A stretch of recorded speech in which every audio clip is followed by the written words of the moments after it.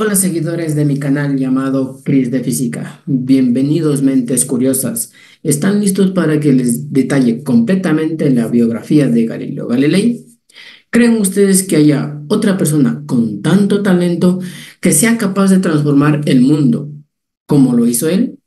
El genio que demostró que la teoría heliocéntrica era verdadera. Estamos claramente ante uno de los más grandes de la historia, y no solamente desde el punto de vista científico, sino desde la relevancia en la historia de la humanidad.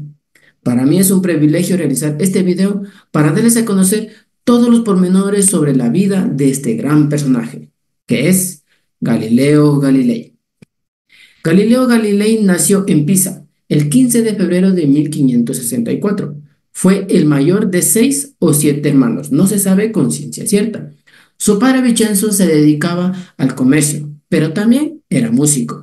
Le enseñó a cantar y a tocar algunos instrumentos a Galileo. Pisa, ciudad donde Galileo se crió hasta los 10 años, ya que luego su familia se trasladó a Florencia. Una vez en la capital toscana, su padre dejó bajo la tutela del religioso Jacopo Borgini, quien introdujo a Galileo en la abadía de Vallombrosa, situado a 30 kilómetros de Florencia. Allí estudió hasta los 14 años y, atraído por esa vida retirada y espiritual, llegó a hacerse novicio y tener la idea de convertirse en monje. Sin embargo, su padre era bastante escéptico en materia de fe, es decir, Vincenzo, el padre de Galileo. No le hizo ninguna gracia que Galileo se planteara dedicar toda su vida a la oración, y lo sacó de allí aprovechando como pretexto una infección ocular que sufrió Galileo.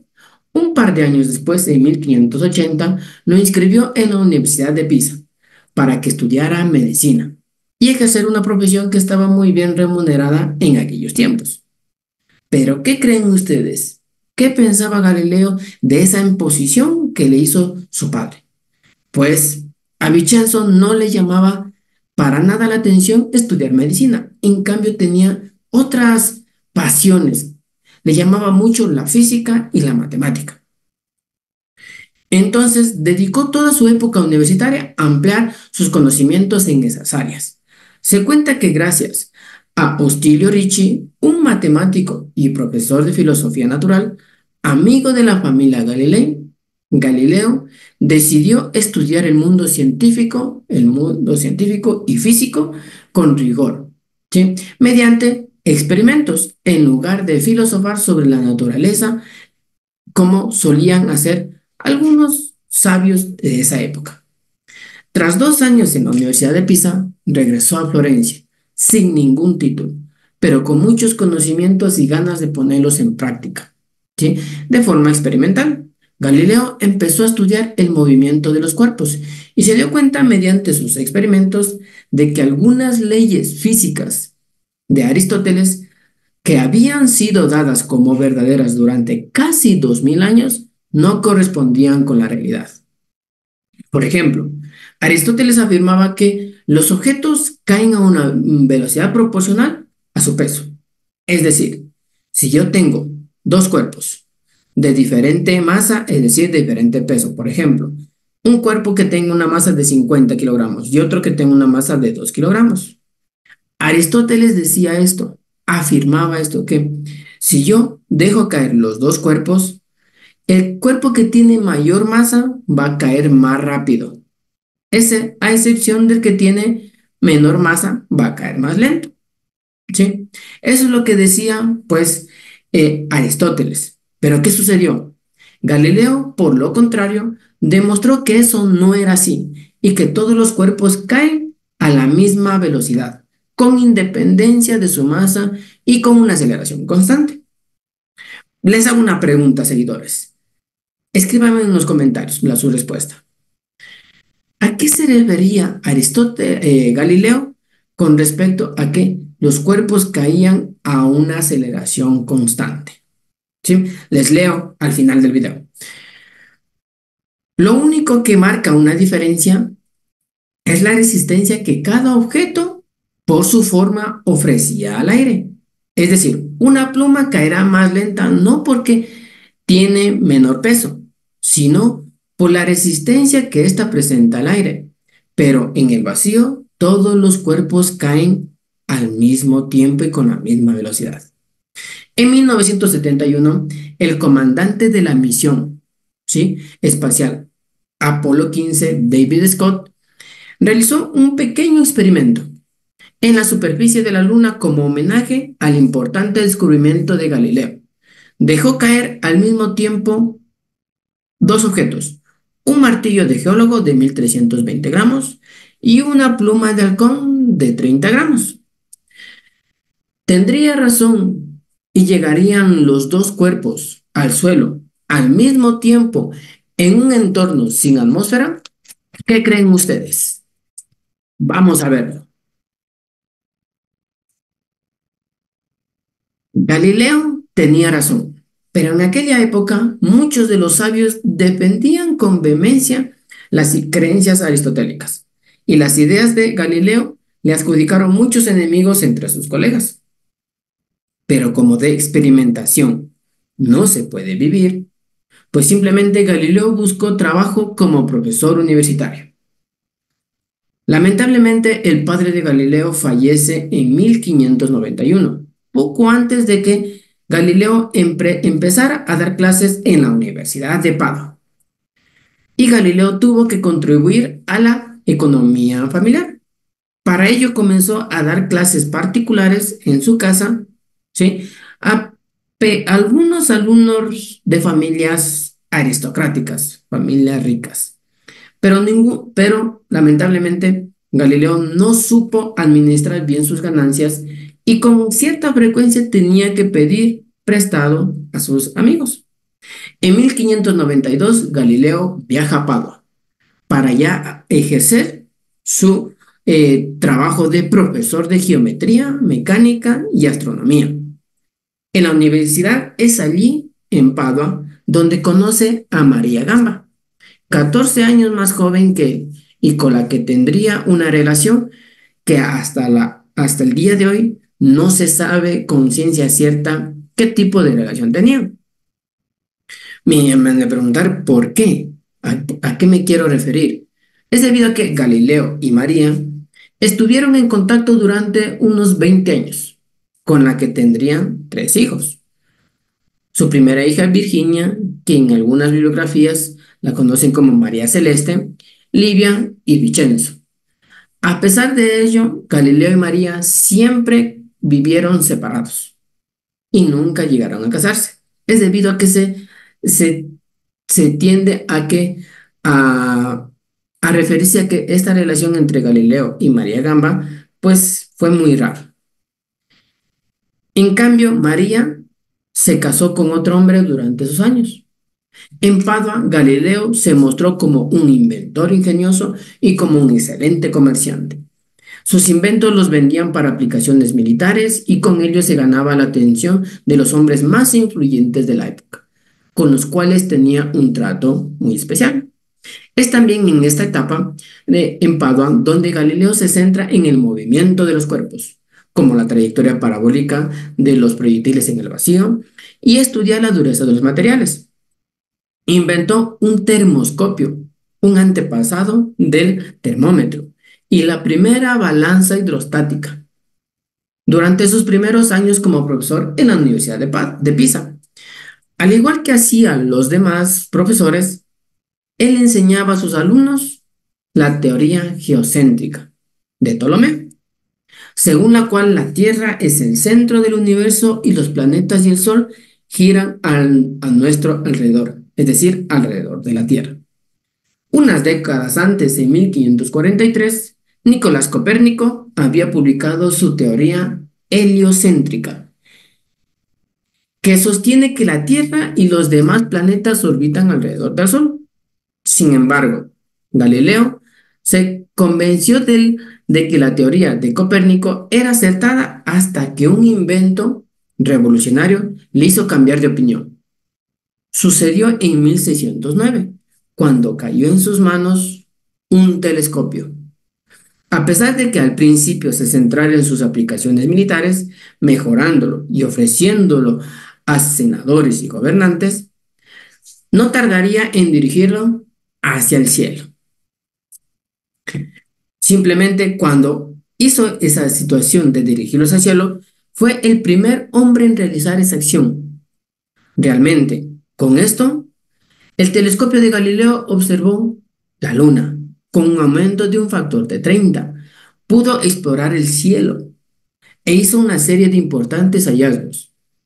Entre otras cosas, observó las fases de la luna, cartografió los cráteres y montañas y comprendió que al contrario que afirmaba Aristóteles, no se trataba de una esfera perfecta y transparente. También descubrió las cuatro mayores lunas de Júpiter y las fases de Venus, y averiguó que la Vía Láctea era en realidad un conjunto de estrellas tan denso que desde la Tierra parecía una nube. También estudió las manchas solares y con todas las estrellas de la constelación de Orión. Además, Galileo sí, llegó a observar Neptuno y Saturno, pero en el caso de este último, confundió sus anillos con planetas, lo que le llevó a pensar erróneamente que se trataba de un sistema de tres cuerpos. Galileo publicó sus primeros descubrimientos en marzo de 1610. Galileo, como solía hacer como parte de su estrategia, simplemente él realizaba marketing. Quiso dedicar este descubrimiento a la familia, una familia, se puede decir, aristocrática, que era la familia Medici. En concreto, al príncipe Cosimo, gran duque de Toscana. Este descubrimiento tendría un impacto vital en el transcurso de sus investigaciones, aunque su suerte pronto iba a cambiar. Todos estos descubrimientos tenían un denominador común, y es que se rompía con el conocimiento y saber de la época en ese momento histórico. Seguía imperando la filosofía aristotélica, que creía en un cielo inmutable, esferas perfectas, entre otras cosas, los descubrimientos que Galileo iba en contra de la tradición, del conocimiento ya establecido, lo cual iba a conseguir que se ganara a grandes enemistades, los cuales no tardaron en alzar la voz, declarando que los descubrimientos de Galileo se iban en contra de la Biblia.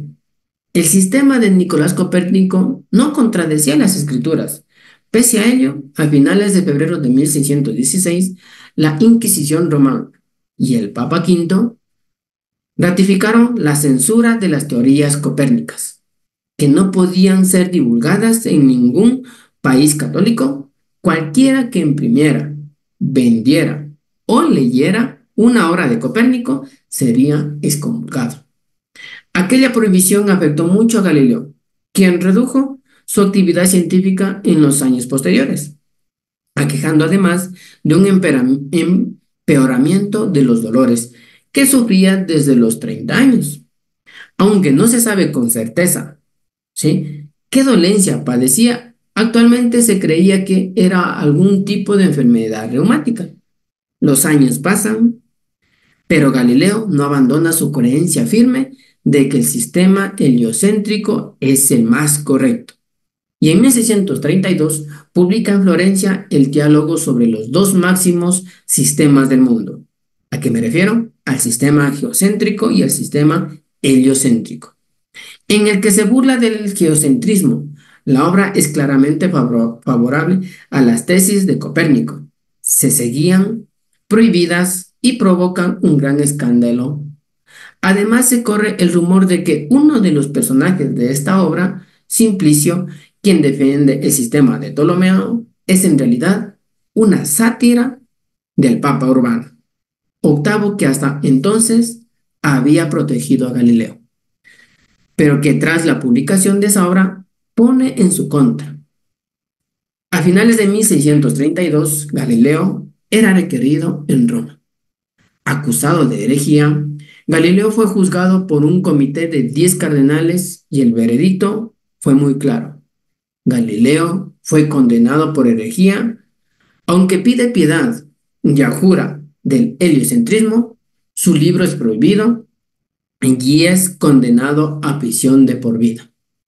Galileo de rodillas lee un texto renegando sus ideas del cosmos. Es en este momento cuando, en teoría, se dice que pronunció entre dientes Epur Simo, es decir, sin embargo se mueve. Aunque más bien resulta improbable que dijera algo en esta situación tan densa, tan terrible, en estas circunstancias con un Galileo ya envejecido, muy débil de salud, sus poderosos amigos entran en escena para intentar salvarlo, aunque lo único que consiguen es suavizar su condena. De un arresto o una prisión a un arresto domiciliario en su casa, primero en la casa del embajador de Roma, luego en la casa del obispo de Siena y finalmente en su hogar. Eso sí, siempre con la prohibición de recibir visitas, pero esto a Galileo no le impidió que publicara otra obra maestra en forma de diálogo con los mismos personajes, en este caso recogiendo todos sus descubrimientos sobre el movimiento y la mecánica, el plano inclinado, la composición de movimientos, la caída libre, incluso la ley del cuadrado cubo. Se encuentra en este texto algunos de los avances más impresionantes que se ha dado en la historia de la física y que hoy se estudian en todos los colegios y universidades del mundo. En este arresto domiciliario, finalmente Galileo moriría el 8 de enero de 1642, en brazos de dos de sus discípulos, Viviani y Torricelli. Débil, ciego y muy solo es recordado como un mártir en su lucha por la libertad de pensamiento, en particular contra los dogmas de la Iglesia.